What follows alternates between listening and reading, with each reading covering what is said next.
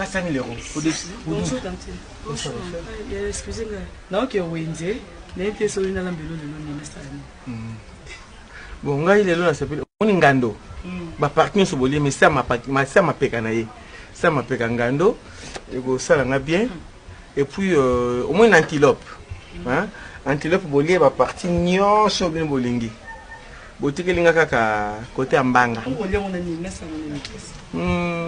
malia osepeli na on ani c'est mieux de ya pamba ali tuma tout va partir on a dit que attends les sympathies bien on va bon ça va ne maman les alobi na on ya pamba merci OK ce qu'il faut ça la boy cure-dent oya bina ba nzete na zoko kangote hein kaka antilope wana bozo mku wane kota clavicule hein bo tayango bo selinga cure-dent ya mku ya antilope ba cure-dent na bino ya ba nzete wana